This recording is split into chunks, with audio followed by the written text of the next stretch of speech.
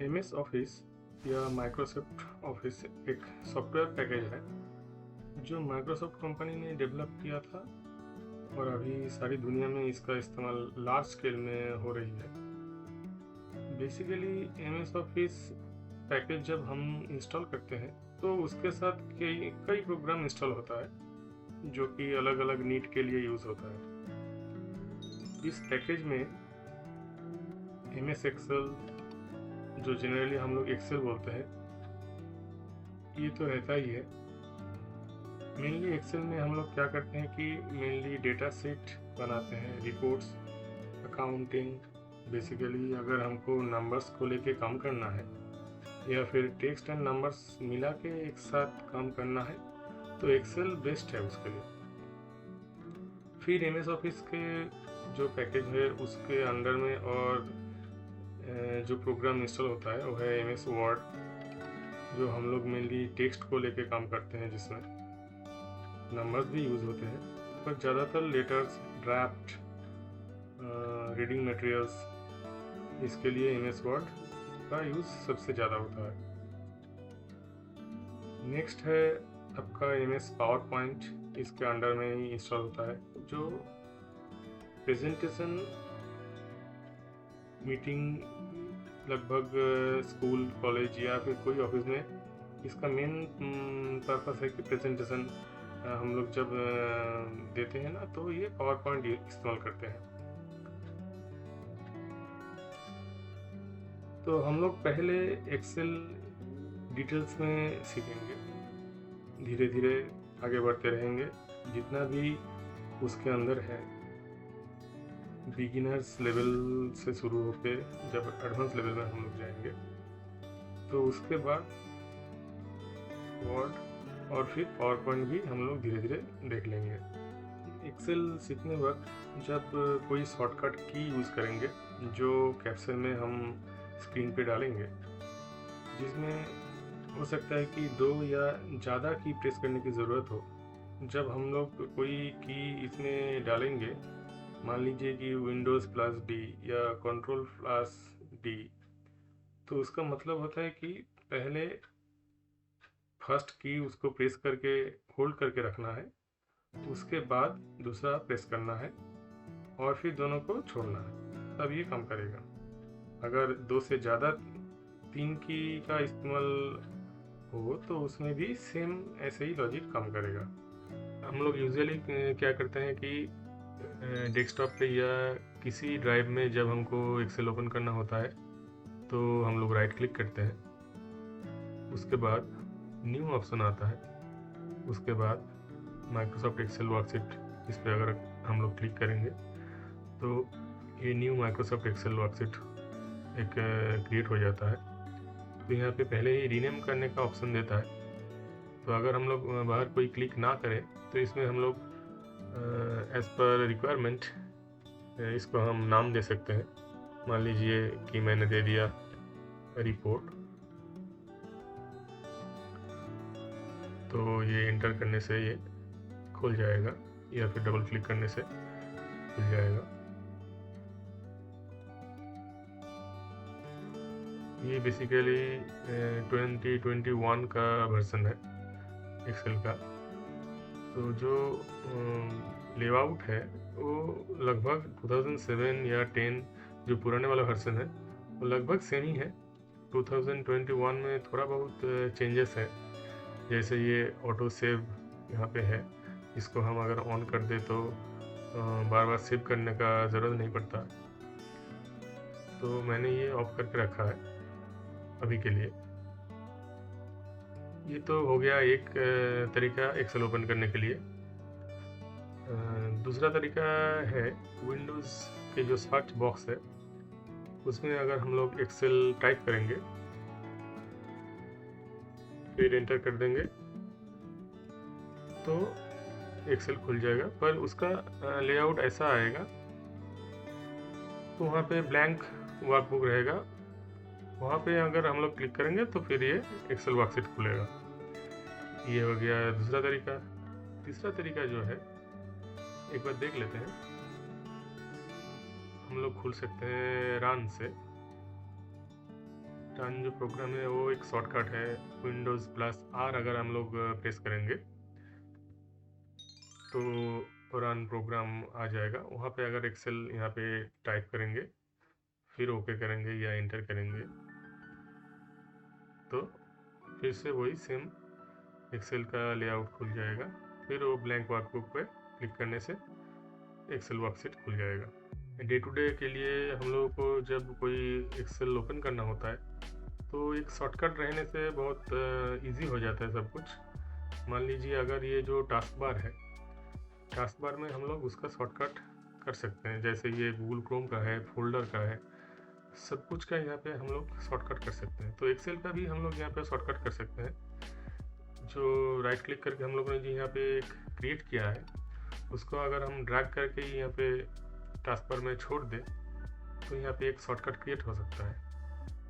पर ये जो विंडोज़ 11 है इसमें ये ऑप्शन नहीं देता है। देखिए अगर हम ये ड्रैग करके यहाँ पे छोड़ दें ना तो डिसेबल दिखाता है ऑप्शन, ये नहीं होता है। पर ये विंडोज़ 7 या फिर विंडोज़ 10 में शायद ये हो जाता है। ड्रैग करके यहाँ पे छोड़ देंगे तो यहाँ पे शॉर्टकट क्रिएट हो जाता है, उससे हम लोग कभी भी ओपन कर सकते हैं। तो विंडोज़ 11 के लिए दूसरा एक तरीका है, स्टार्ट में जाए, यहाँ पे ऑलरेडी देखिए एक्सेल का एक ऑल प्रोग्राम्स के अंडर में यहाँ पे एक्सेल है। तो यहाँ पे अगर हम लोग राइट क्लिक करेंगे या फिर यहाँ पे नहीं रहेगा तो ऑल क्लिक करने से यहाँ पे तो एक्सेल आ जाएगा ई पे। तो यहाँ पे अगर एक्सेल में अगर हम लोग राइट क्लिक करेंगे, देखिए यहाँ पे पिन टू टास्क बार का ऑप्शन आएगा। अगर हम लोग ये क्लिक कर देंगे तो देखिए यहाँ पे टास्क बार में एक्सेल का शॉर्टकट बन गया। तो जब भी हम लोगों को कोई नया एक्सेल सीट क्रिएट करना पड़ता है तो जस्ट सिंगल क्लिक से यहाँ पे क्लिक करने से एक्सेल वर्कशीट ओपन हो जाएगा। फिर हम उस पर काम करके या फिर कोई दूसरा नाम देके दूसरा कोई डेस्टिनेशन पे उसको हम सेव कर सकते हैं। विंडोज 7 या 10 में क्या होता है कि इसमें सिंगल क्लिक करने से डायरेक्टली वो वर्कशीट 21 वर्जन में एक्सेल का अगर हम इसमें क्लिक करेंगे लेआउट आएगा और उसके बाद हम ब्लैंक वर्कबुक पे क्लिक करेंगे तो फिर ये खुल जाएगा। हम लोगों ने ये जो फाइल का नाम दे दिया रिपोर्ट, तो इसका रीनेम करने का तरीका तो मैंने बता ही दिया कि बहुत तरीके से रीनेम कर सकते हैं। और एक भी तरीका है कि इसको अगर हम लोग सिलेक्ट करके फिर F2 दबाएंगे, लैपटॉप में फंक्शन की के साथ F2 दबाया जाता है या फिर कोई नॉर्मल जो कीबोर्ड होता है डेस्कटॉप में, तो उसमें हम लोग क्या करते हैं, जस्ट अगर इसको सिलेक्ट करके F2 प्रेस करेंगे तो ये रीनेम करने का ऑप्शन देता है। और एक तरीका है कि अगर मान लीजिए इसमें राइट क्लिक करके तो रीनेम होता ही है, यहाँ पे रीनेम दे रहा है, ये विंडोज़ 11 में ऊपर दे रहा है, पर बाकी विंडोज़ 7 में या 10 में वो नीचे यहाँ पे रीनेम का ऑप्शन रहता है। और एक सिंपल सा तरीका है, जैसे कोई भी फोल्डर हो या फाइल हो हम लोग जब खोलते हैं तो उसमें क्या होता है कि डबल क्लिक करने से वो खुल जाता है। पर ये जो डबल क्लिक हम तुरंत करते हैं, एक के बाद एक क्लिक करते हैं, ये थोड़ा अगर उसमें दो क्लिक का मतलब इंटरवल में अगर थोड़ा सा गैप दे देते हैं ना तो वो रीनेम का ऑप्शन देता है। देखिए सिंगल क्लिक फिर दोबारा क्लिक किया, मतलब डबल क्लिक करने से वो जितना जल्दी खुल जाता है, जस्ट उससे थोड़ा ज़्यादा टाइम देना पड़ेगा। तो ज़्यादा भी दे सकते हैं पर कम समय में भी वो रीनेम करने का ऑप्शन देता है। यहाँ पे ये सिंगल क्लिक, उसके बाद अगर हम लोग बहुत ज़्यादा वेट करेंगे फिर एक क्लिक करेंगे तो भी ऑप्शन देता है। और अगर सिंगल क्लिक उसके बाद थोड़ी देर में ही देते हैं, डबल क्लिक से जस्ट थोड़ा देर ज़्यादा देने से वो रीनेम करने का ऑप्शन देता है। ये प्रैक्टिस हो जाएगा। तो बहुत सारा तरीके से ये हम लोग कोई भी फाइल या फोल्डर को ऐसे रीनेम कर सकते हैं। तो पहले हम लोग देख लेते हैं कि वो जो पहले का जो लेआउट दिखा रहा है उसमें ऐसा क्या होता है, क्या रहता है उसमें। यहाँ पे ब्लैंक वर्कबुक तो रहता ही है। दूसरा क्या है कि 21 में इसमें फार्मूला ट्यूटोरियल है, इस पर क्लिक करने पे कैसे फार्मूला हम लोग अप्लाई कर सकते हैं, क्या क्या फार्मूला है उसका यहाँ पे डिटेल में दिया हुआ है। जो बेसिक फार्मूलाज है थोड़ा बहुत यहाँ पे दिया हुआ है हर एक सीट पे अलग अलग करके। तो फार्मूला के बारे में तो हम लोग बाद में डिटेल्स में डिस्कस करेंगे। तो फिलहाल और क्या है वो लेआउट में थोड़ा देख लेते हैं। तो इस लेआउट में थोड़ा बहुत सैम्पल टेम्पलेट दिया हुआ है जो कैसे किया जाता है या फिर कैसे दिखता है वो दे के रखा है यहाँ पे। अभी हम लोग जो करेंगे वो ब्लैंक वर्कबुक पे ही हम लोग काम करेंगे। कोई भी हम लोग जब विंडो खोलते हैं उसका जो लेआउट होता है मिनिमाइज करने का या फिर मैक्सिमाइज करने के लिए या फिर क्लोज करने के लिए, तो सेम एक्सेल का विंडो में भी वही सेम ऑप्शन रहता है। यहाँ पे अगर हम लोग नोटिस करेंगे तो देखिए यहाँ पे ये मिनिमाइज का ऑप्शन है। उसके बाद आपका यहाँ पे मैक्सिमाइज या इसको अगर हम लोग क्लिक करेंगे देखिए ये छोटा होता है। फिर चारों तरफ पे अगर हम माउस ले जाएंगे तो वहाँ से हम लोग क्लिक एंड ड्रैग करके उसको हम लोग बड़ा या छोटा कर सकते हैं। और इस पे क्लिक करने फिर ये पूरा मैक्सिमाइज विंडो हो जाता है और ये क्लिक करने से क्लोज हो जाता है। पर अगर हम लोग एक्सेल पे काम कर रहे हैं तो अगर सेव नहीं किया है तो जब ये क्लोज में क्लिक करेंगे तो पहले वो ऑप्शन आपको मांगेगा कि आप सेव करना चाहते हैं कि नहीं। अगर हम लोग सेव करेंगे उसके बाद वो क्लोज होगा। तो इसमें चिंता की कोई बात नहीं है कि अगर काम करते करते अचानक ये क्लिक हो गया तो पूरा क्लोज हो गया और चला गया, तो ये नहीं होता है। मान लीजिए कि 2 एक्सेल सीट या 3 एक्सेल सीट खुला हुआ है तो उसमें जाने के लिए यहाँ से तो एक मिनिमाइज करने से और दूसरा वो दिखा देगा। मान लीजिए और एक अगर हम लोग यहाँ पे खोले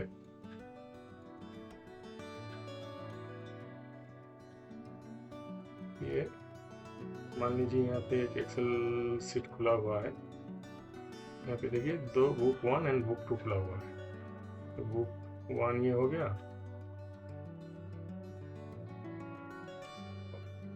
बुक 2 ये हो गया।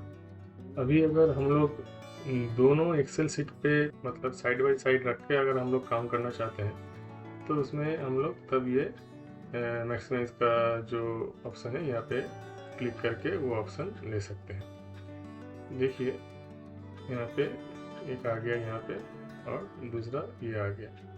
मान लीजिए इसको भी क्लिक कर दिया तो इसको अगर हम लोग छोटा बड़ा करके ड्रैग करके फिर साइड बाय साइड हम लोग रख सकते हैं।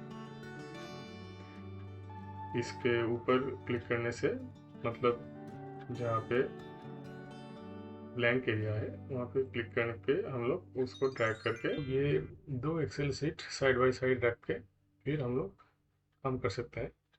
कभी कभी इसका ज़रूरत पड़ता है। तो अगर मान लीजिए ऐसे 2 या 3 सीट या बहुत सारा और भी कुछ विंडो खुला हुआ है, मान लीजिए ब्राउज़र खुला हुआ है, फिर कोई फोल्डर खुला हुआ है, तो डायरेक्टली अगर आप लोग डेस्कटॉप पे जाना चाहते हो तो उसके लिए हम लोग क्या करते हैं कि एक एक करके इसको मिनिमाइज करके फिर जाते हैं। तो वो तो लॉन्ग प्रोसेस हो गया। तो अगर आप लोग मान लीजिए इसको डायरेक्ट डेस्कटॉप में हम लोग जाना चाहते हैं तो उसके लिए शॉर्टकट है एक विंडोज़ में जो यूज़ होता है वो है कि विंडोज़ जो की है कीबोर्ड में विंडोज़ +D अगर हम लोग प्रेस करेंगे तो डायरेक्टली वो डेस्कटॉप में चला जाता है।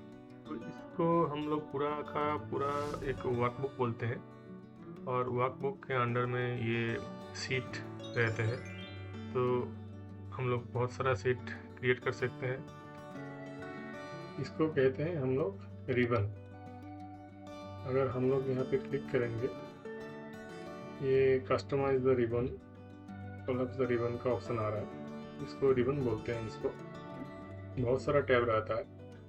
ये file, home, insert, page layout, formulas, data, review, view, help, तो ये सारे टैब्स आपका 2007 वर्जन में भी है, 10 में भी है, और अभी जो नया मैं यूज़ कर रहा हूँ ये 21 वर्जन में लगभग सेम ही है। तो यहाँ पे हर एक टैब के अंडर में बहुत सारा ग्रुप रहता है। तो मान लीजिए ये जो होम टैब है, इसके अंडर में पहले ग्रुप है क्लिपबोर्ड का, उसके बाद फॉन्ट ग्रुप है, उसके बाद alignment, then number, styles, cells, editing. तो ये सारे ग्रुप्स हम लोग एक एक करके देख लेंगे और इसको समझेंगे कि इसके अंदर में क्या क्या प्रोविजंस है जो हम लोग एक्सेल सीट में यूज़ कर सकते हैं। सेम आपको ये इंसर्ट टैब के अंडर में ग्रुप मिलेगा, पेज लेआउट के टैब के अंडर में फिर ये पेज सेटअप, जहाँ से मेनली हम लोग जब प्रिंट आउट निकालते हैं तो उसके लिए ये ग्रुप काम आता है। फिर आपका स्केल हम लोग चेंज कर सकते हैं ताकि एक ही पेज के अंडर में अगर मान लीजिए कि डेटा थोड़ा ज़्यादा हो गया, वो थोड़ा सा आपका एक पेज से बाहर जा रहा है, तो यहाँ से वो हम लोग कंट्रोल कर सकते हैं, स्केल आपका कम करके उसको एक पेज में ला सकते हैं। तो जैसे जैसे हम लोग आगे बढ़ते रहेंगे ये ग्रुप सारे डिस्कस करेंगे। एक्सेल के पुराने वर्जन में जितना भी ऑप्शंस है जो कि ये 21 वर्जन में भी है, तो पहले हम लोग वो सब देखेंगे, और जो नया चीज़ अपडेट हुआ है इस वर्जन में वो हम बाद में देख लेंगे।